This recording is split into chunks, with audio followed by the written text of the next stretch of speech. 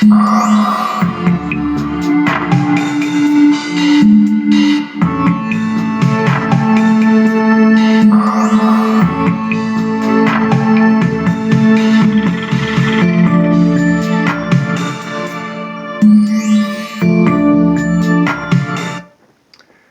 there. I'd like to welcome you back for the fourth episode of My Life, with the intent and the purpose of trying to give you some understanding of how important it is to reflect over your life and see how things went from your youth up to your present, which is also going to dictate your future.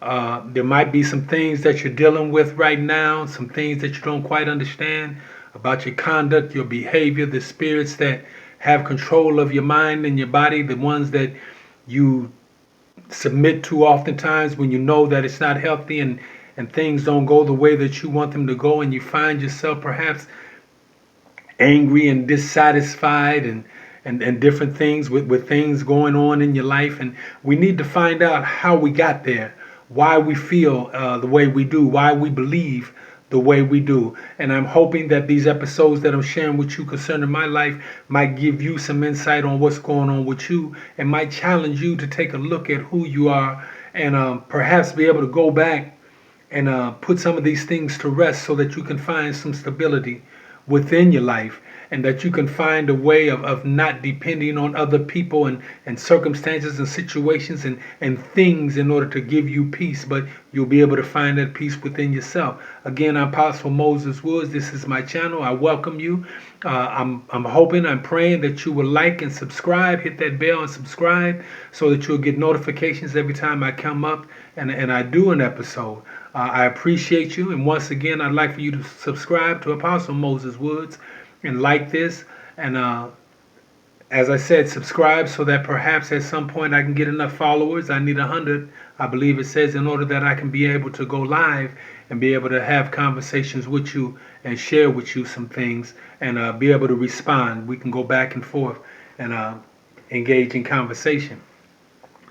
Okay, I believe the last time, my last episode, I stopped at where I had got incarcerated for the first time in my life, and I stopped there because I wanted to give you some insight on what a few of the things that occurred while I was there, and then tell you how I got out and when I got out, how my life seemed to really not be any different than what it was before I went in.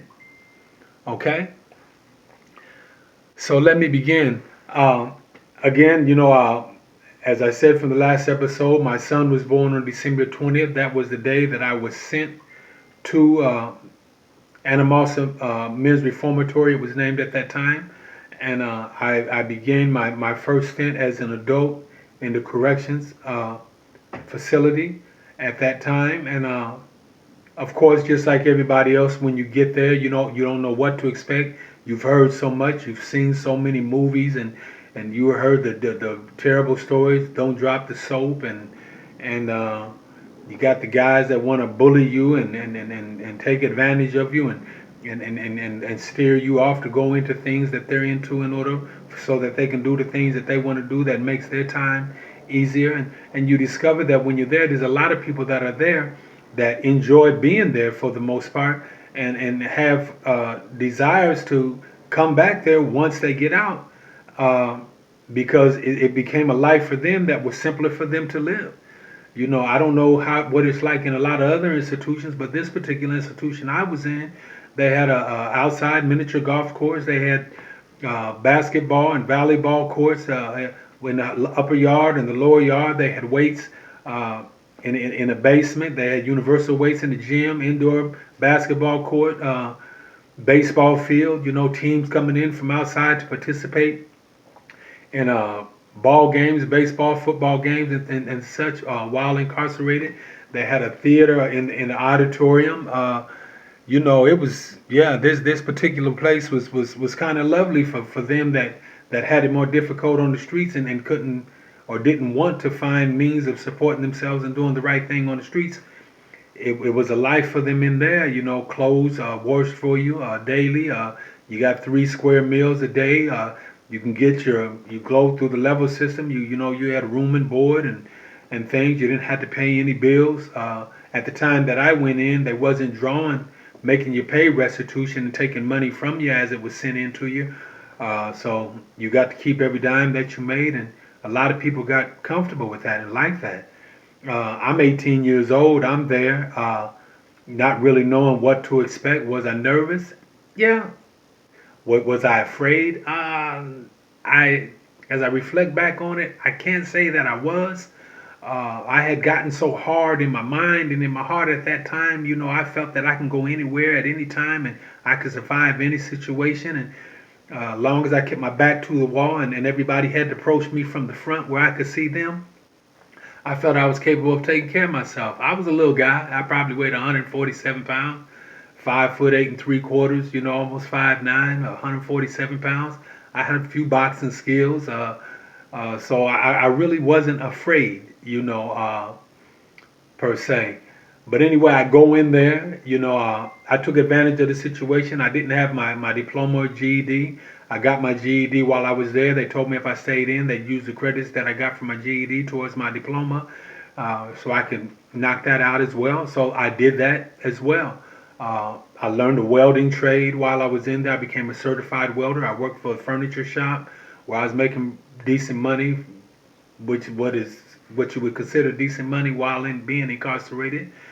They had a music department where I went up to the music department and I learned how to play every instrument, from the saxophone, the flute, the xylophone, clarinet, the tumbas, drums, keyboards, guitars, bass, all these different things. So I was able to involve myself in those type of activities. Uh, Football, flag football, fast pitch and slow pitch baseball, basketball, all these things to occupy your time, to try to keep your head from traveling outside the institution, because I learned during my stay, you can't be outside and inside at the same time. You can't be worrying about what your girlfriend is doing, and especially come summer months, that's when the halter tops kick off and the short shorts, and your mind will take you there and it will make your time uneasy, and all these different things. You're worried about what man is around your child and how he's treating your child, and all these kind of things go on. So if you don't occupy yourself within, you'll have your mind outside, and then that makes it dangerous for you inside, because the reality is, even though everybody in there is not a murderer, everybody in there for the most part, except for them that were convicted wrongfully, which, believe me, there's a lot of them that were there under those conditions. But you have to learn to keep your head and watch what's going on around you, and keep yourself safe. So I was able to get into all of those things, and I was persuaded that when I got out, I was going to be a different individual.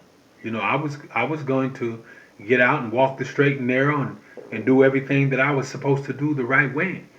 And so after doing almost 3.5 years, my first stint in the prison system, I was released. I was released to a work release facility in the Quad Cities, Davenport, Iowa. Uh, and while being there, I began to discover some things about myself that were not good. Probably things that I knew were there, just didn't really pay any attention to them. The excitement of getting ready to get out, and I did good time pretty much when I was incarcerated. I didn't have a lot. I didn't have no altercations, no fights. I never dropped the soap. What else? Just so many things. I continued my education, and I thought I had did everything that I needed to do in order to get out and give it a fighting chance, and succeed at it. So after I got out, and I went through the work release facility, I'm sad to say that while I was in the work release center, I was breaking the law. Immediately after getting out, I was breaking the law. I was places I had no business being. I was doing things I had no business doing. Um, I'm not going to say exactly what I did, because they might still have an open case and be looking for me, and I don't want to incriminate myself. But I did things I had no business doing wrongfully. I was not a different person. As I come to find out, I was worse off this time than I was even the first time because as a young man, because as a young individual, I really didn't know a lot of what I was involved in. But now I come out, I'm an adult. I know right from wrong, and I know another direction to take. But in my heart, I didn't care. I didn't care. Okay, so I get out. Uh, I decide that I want to go to college for all the wrong reasons. You know, I'm divulge some information to you that I haven't told anybody else. I'm not proud of it, but it's the reality, and it just gives you some insight on how warped I really was. I decided to go back to college because someone told me that if you go back, you can get a student loan and they'll give you $2,500 check, and that was my motivation for going back to get into school. So I did it. I walked on to St. Ambrose University. Uh, I did my test and I got accepted into the university. Political science was my major, philosophy, theology was my minor. Uh, and I played on the college football team for 3 quarters of the season. Things went awry once I got the check, and they told me that I had to come to the financial aid office at the on the college grounds to sign my check, and when I did that, I went up there to sign the check, and instead of signing the check, I took the check and I ran across campus and I left with the check. I know, buffoonery, straight foolishness, which gives you some insight on the condition of my spirit. My spirit. I felt like everybody owed me something. I felt like I didn't owe anybody anything. Everybody owed me something. Woe is me. Life wasn't fair. It treated me bad, so I'm going to do the bad things that I'm going to do, and I could care less how it affected other people. And ultimately, conclusively, even myself and my children, I had no regard for them. Uh, so I did some acting when I was at the university. I did some stage acting. Uh, I got out. I was out for from 1984 to 1990. Uh, but it was in 1986 that I was introduced to crack cocaine. I didn't get that. Could you try again? Forgive me, I have Siri on. Please, now she's off. Okay, but anyway, I got addicted. I got introduced to crack cocaine. Uh, after phew, what could I say? I was working at IBP in 1986. I had a child that was born to me, and a young lady whose name I will not mention. She and I had a child together, and our child was stillborn the last month. Our child, did not survive. Uh, I was working with music. I had formed a band and opened some concerts for some people and formed a band and was working with some individuals, and it seemed promising. And I thought that perhaps we was going to move to Minneapolis together as a group and try to make things happen. And that didn't go well because, as I said, I got introduced to crack cocaine and I got introduced to it. And when you are a hustler and you can get money and you got a gift to gab, and that's one of the worst things that there can be because the more money you got, the more money you'll spend, and the higher you'll try to get, even though you've topped off and you don't realize you topped off, you'll continue to go. And I did. I did that from 1986 uh, to where I eventually moved to Minneapolis, Minnesota in 86. And I went up there to pursue music, worked. My drug habit did me. I'd work and I'd do good, and 2, 3 months I wasn't on it, and then something would arise that would make me unhappy, or something would change that I couldn't control, and experiences like that were would draw me back to that life. I would sedate myself with drugs. Uh, Crack cocaine had me in a major way. So in 1990, I stayed in Minnesota from 86 to 1990. During that time, my drug addiction had me in the workhouse where I had gotten in trouble. Uh, Busted relationships. My son, I had brought him up there with me. He lived with me for a time. My sister and my mother had moved up there for a time. Uh, they, but in '86, when I had gotten some trouble and I got sent to a workhouse, my mother came and she took uh, custody of my son, and she took him back to Davenport, Iowa, to live with her, which I was all for. I was in no place to have him, and that was just another compounded issue for me, not being responsible, not taking care of my son.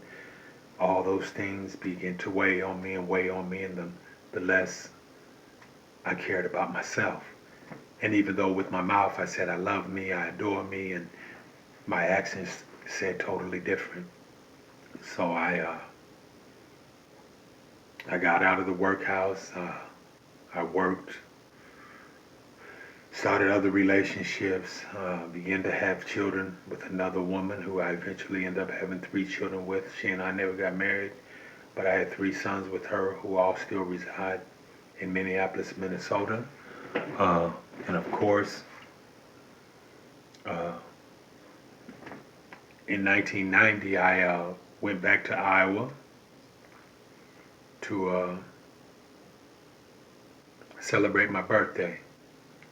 After, before I went there, let me take you, I was in Minnesota and I was a boxer. I was boxing and I had got, was doing pretty well. I thought it was something that I wanted to do. So I engaged and I was working for a gym, boxing out of a gym in Hopkins, Minnesota.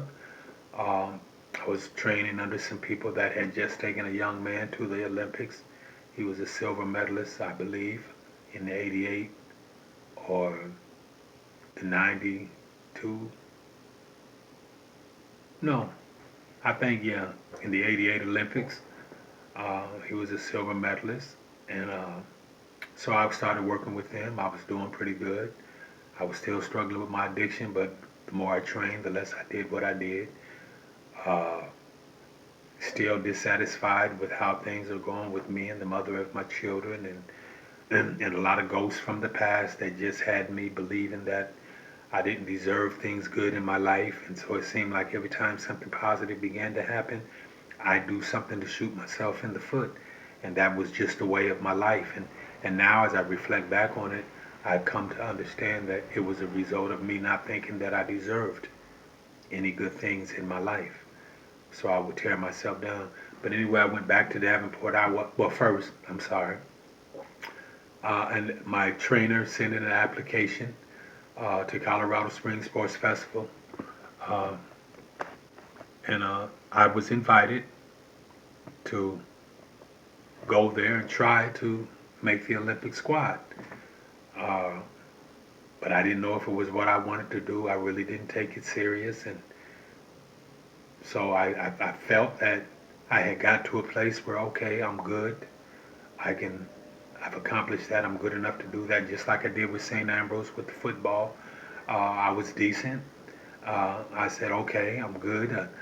I could do this. And it was like, seemed like every time I got to a place where I could do something and I did it, I wasn't willing to take it to that next level out of fear of failure or whatever the case might have been. As I reflect back on it, I just had so many opportunities to do so many great things. And I walked away from them. I really just walked away from them and shoot myself in the foot. So after I did that, uh, I walked away from the opportunity to go to Colorado Springs. I went back home on my birthday, celebrated my birthday. Rather than come back to Minnesota as I was supposed to, I stayed there in Iowa and getting high, smoking.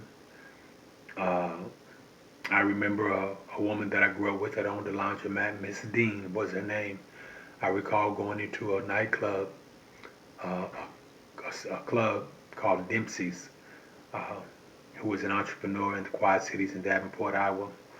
Uh, Very successful at what he did. And I was getting ready to go into his club, and Miss Dean happened to pull up, and she seen me and noticed me, so she pulled over, and I walked over to the car and embraced her. I bent down and embraced her, and she said, "It's good to see you, baby. You're looking good. Uh, I'm happy to see that you're looking good." And her last words to me was, "It's great to see you. I'm happy that you're home, and it's great to see you. But baby, don't stay. This is not a good place for you to be." I'll never forget that. And I said, "No, I'm not. I'm not going to stay." And that was July of 1990. Uh, I stayed. And I ended up catching a case. Went out one night, got high, went from service station to service station to convenience store to convenience store to service station. And I think I must have, with my mouth, I didn't have a pistol, but with my mouth, I talked them into opening up the cash drawer, and I must have hit about 5 spots in one night. 5 spots, getting high, getting high. And I remember there was a young man that I picked up during my foolishness that night. He was riding with me, and finally the police pulled up on me and they pulled me over. And this young man was with me, and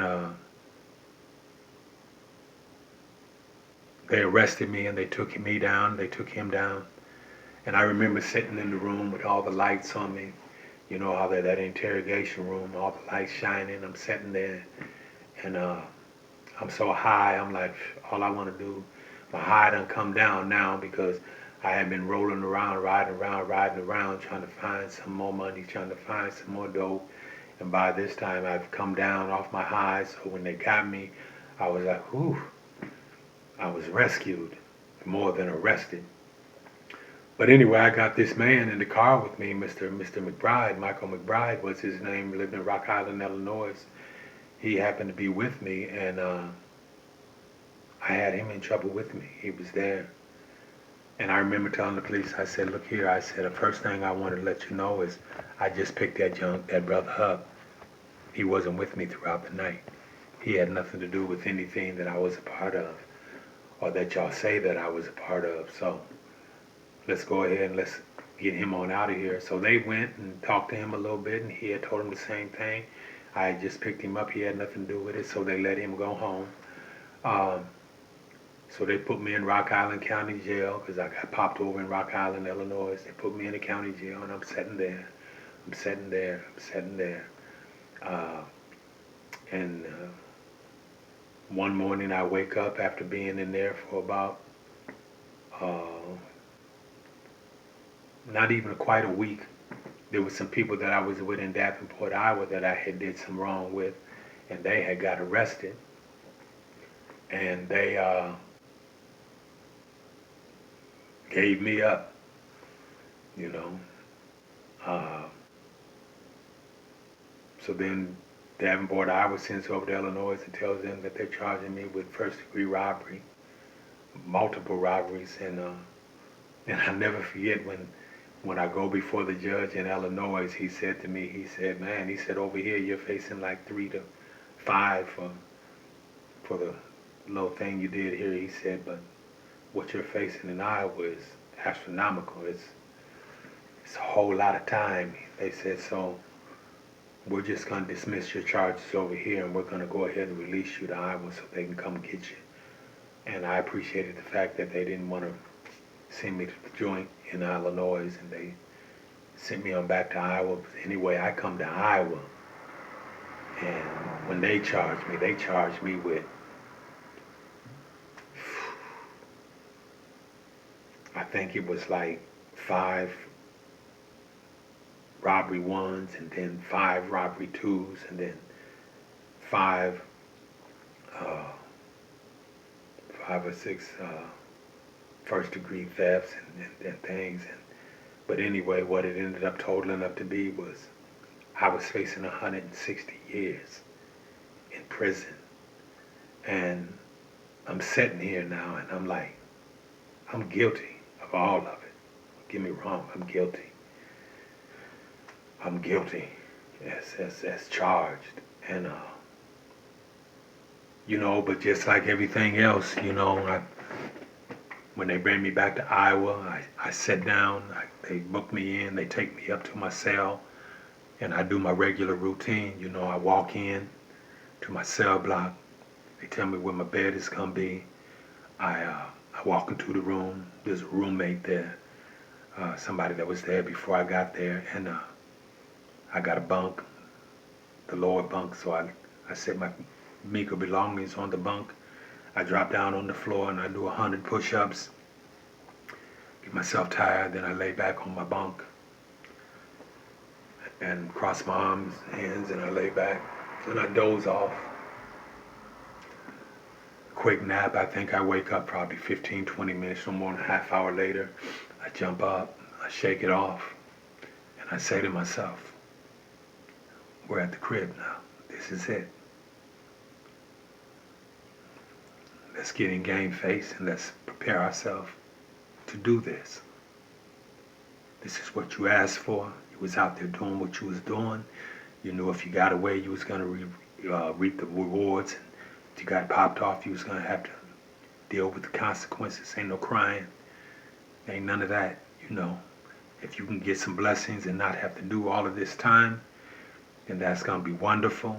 But if you can't, it ends up where you got to do 160 years, then let's go ahead and let's get our mind right and let's get prepared to go up in here and be the animal you're going to have to become, be the beast you're going to have to become in order to survive this.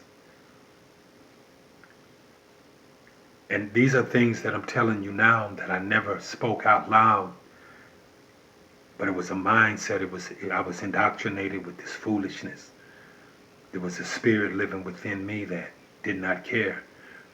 And I didn't understand that this spirit that was in me was not so much trying to just destroy me in a fast way. It was trying to utilize me and use me to help draw other people into the foolishness that I was in. Because as crazy as it sounds, a lot of people admired me in my foolishness. A lot of people were willing to follow me with my foolishness. And there was still a little boy at heart within me. And I would not take advantage of people, and I wouldn't draw people in, and wouldn't allow people to follow me and do the foolishness that I was doing. I would just do it for myself, with myself. And anyway, I sat down in this place and I awaited what was about to transpire, because I was facing 160 years. I'm going to stop right there. I hope that you'll like and you'll subscribe to my channel, Apostle Moses Woods, as I begin on the next episode to tell you how this transpired, how it worked out, for my detriment and for my good. Because it did not destroy me, because if it had, you wouldn't see me standing here right now. God had mercy. But I had to learn to put myself into that mercy. I thank you for sitting with me. I pray that you will like and subscribe to Apostle Moses Woods, and you will continue to follow me. Tell somebody that you know might be struggling, going through something, has lost hope, and think that they've done so much they can never be forgiven and that it can never get any better. Because I'm a living testimony that that's a lie. Thank you for joining me. Bless you.